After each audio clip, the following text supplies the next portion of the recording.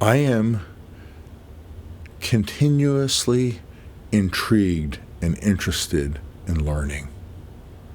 One of the real joys in my life, such as it has been, is that I have gotten an opportunity to meet a lot of people.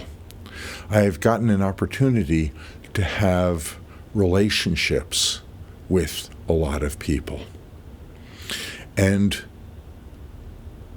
a lot of the people that I have met have really valued some of the things that I have studied, some of the things where I've had competence in learning and understanding, and a lot of people have listened to me.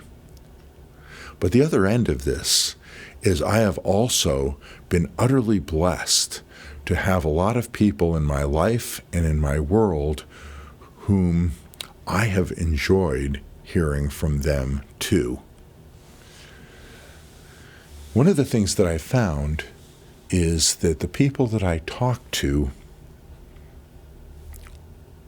it's my job to discover from them what they are good at and what they can teach me in. I was just talking this morning to a contractor who I've known for a very long time and who I really treasure, and I'm having a difficulty with my house. If you own a house from time to time, you will have difficulty. And this doesn't make me any different than anybody else in my community, but rather makes me kind of like a number of people who are going through difficulty at this point in time. And as I was saying goodbye to this contractor, I talked to him about my difficulty, and he's taken a look at my house and my world, and he has a plan. And I suggested some things I could do to address my difficulty, and he goes, No, Rabbi, I don't want you to waste your money. And I said, we need to sit down, and you need to teach me. You need to help me. You need to bring me to understanding about this difficulty that I have in my house. I have a master's degree in theology. I have a doctorate in Messianic Jewish leadership. All of this means nothing when it comes to a difficult situation that's happening in the realm of construction and in the realm of making a house happen. And so no matter how people think that they might be exalted, there are places where you need the wisdom of other people. I've also become friends with a retired college professor who taught music all his life. Brilliant man, great composer. He has surpassed me musically, and I'm okay musically, but he is really excellent in certain areas that I do not have expertise in. I love hanging out with him. I love when he pulls out one of his compositions and says, listen to this. I love when he tests me in order for me to understand and know something new, in order for him to figure out what I do know and what I don't know, in order for him to know how he can teach me and how he can invest in me, and in order for me to cherish the relationship.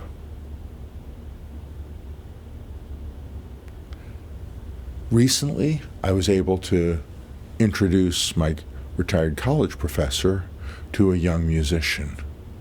And it was a joy for me to see the young musician soak up the experience of this professor.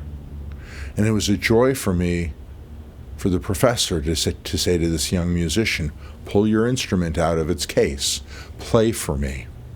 And he listened with an experienced ear and then gave the young musician a few short comments, gave him a few exercises, said, think of this, change your tone slightly, encounter the music this way. And the young musician was extraordinarily surprised that 2 or 3 comments ended up making him go from sounding like a very good musician to sounding like an excellent musician. And in the midst of just a few well-placed comments, this young musician was taken from a tier of being very good, well, it was brought to another level.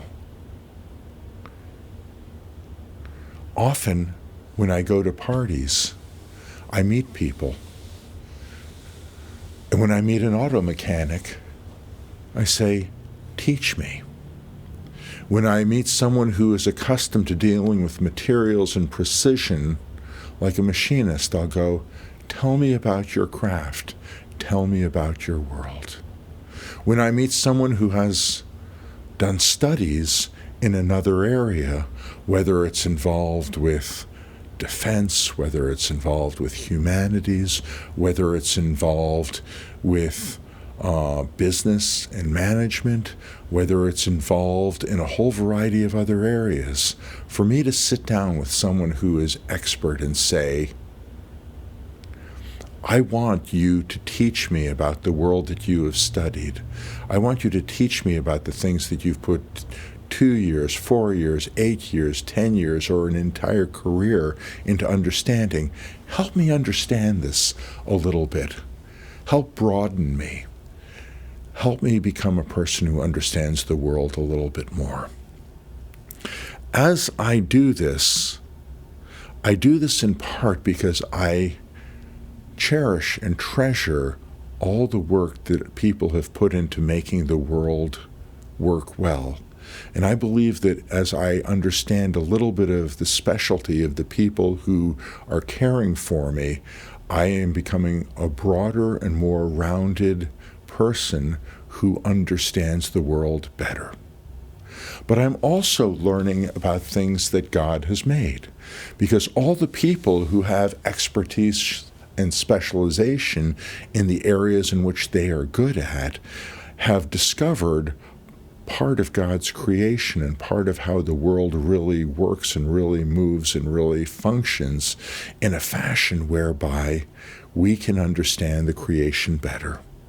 And whether they claim to know God or whether they claim that God doesn't exist, to the extent that they have discovered truth, they have discovered something about God's creation. And so I just really want to encourage you in a couple ways. One is the area of specialization, the area of skill, the area of talent, the area in which you serve other people. This is important, this is powerful, and this is something that God has given you to do, and you are good and you are excellent at it, and God has given you place and purpose in this society because you have pursued, in some cases, a very narrow sense of truth and reality. Likewise, I want to encourage you that there are other people around you, some of whom, if you misunderstand reality, you might think that you're better than them. But to understand their area of talent, their area of charisma, their area of contribution, it may be something that you don't understand as deeply and as well as they do. And if that's the case, and if you ask them to teach you, there's the opportunity for a bond, for a friendship, and for a giving and receiving that goes back and forth.